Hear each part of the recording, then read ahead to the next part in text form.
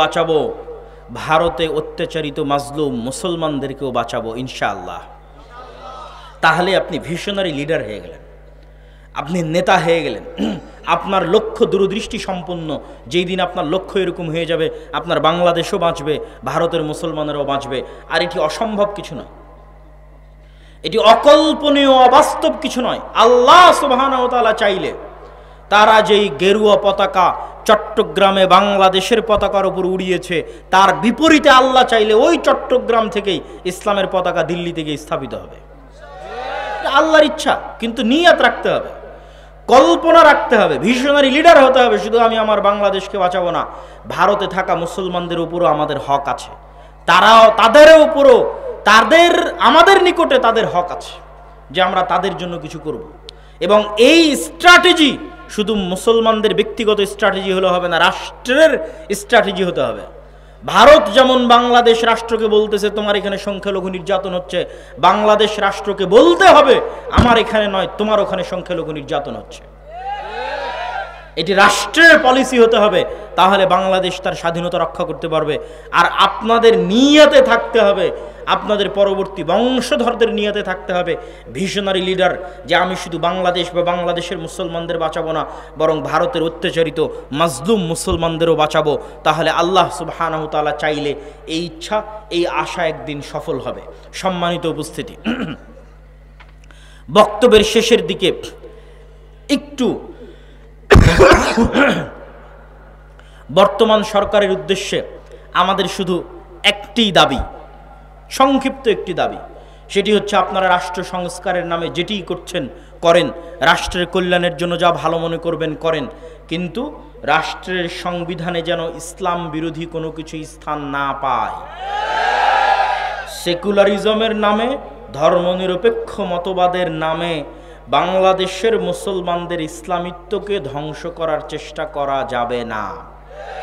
বাংলাদেশের স্বাধীনতার একমাত্র রক্ষা কবচ হচ্ছে ইসলাম।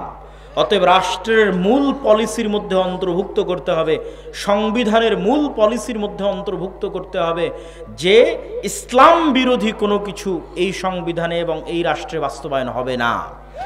দ্বিতীয়ত, যে সমস্ত মুসলমানেরা চায় যে তারা শরিয়া অনুযায়ী ফাইসালা নিবে, তাদের জন্য আলাদা শরিয়া কোর্ট স্থাপনের সুযোগ দিতে হবে। যারা চাইবে সেকুলার সিস্টেমে ফায়সালা নিবে, কিন্তু যে সমস্ত মুসলমান চাইবে শরিয়া অনুযায়ী ফায়সালা নিবে, তাদের জন্য আলাদা শরিয়া কোর্টের ব্যবস্থা রাখতে হবে। আর রেড লাইন কি, লাল দাগ কি? যেহেতু এনজিও সরকার, এই জন্য এই রেড লাইনের কথা বলতে আমরা বাধ্য। সেটি হচ্ছে LGBTQ, সমকামিতা, এটি হচ্ছে রেড লাইন। যদিও এখন আমেরিকায় যারা ক্ষমতায় এসেছে, ডোনাল্ড ট্রাম্প এবং ইলন মাস্ক, তারা নিজেরাও সমকামিতা এবং পরিবার বিরোধী কার্যকলাপের বিরোধী। ইলন মাস্ক নিজে পরিবার বিরোধী কার্যকলাপের শিকার, টুইটারের মালিক। ইলন মাস্কের ছেলে তার বাপকে হুমকি দিয়েছে যে আমাকে যদি ছেলে থেকে মেয়ে না করা হয় আমি আত্মহত্যা করব। ইলন মাস্ক তার ছেলের জীবন বাঁচাতে তাকে অপারেশন করে মেয়ে হওয়ার সুযোগ দিয়েছে, এবং সেই দিন ইলন মাস্ক ঘোষণা দিয়েছে যে আমার ছেলে মারা গেছে, জীবিত থাকা অবস্থায় মারা গেছে, মারা যায়নি, এখনও জীবিত আছে। কিন্তু ইলন মাস্ক বলছে আমার ছেলেকে নষ্ট করে দিয়েছে, ধ্বংস করে দিয়েছে, হত্যা করে দিয়েছে এই LGBTQ। এই জন্য LGBTQ এর বিরুদ্ধে লড়াই করার জন্য টুইটার ক্রয় করে নিয়েছে। আর LGBTQ এর বিরুদ্ধে লড়াই করার জন্য ডোনাল্ড ট্রাম্পের সাথে সম্পৃক্ত হয়ে রাজনীতিতে অংশগ্রহণ করেছে।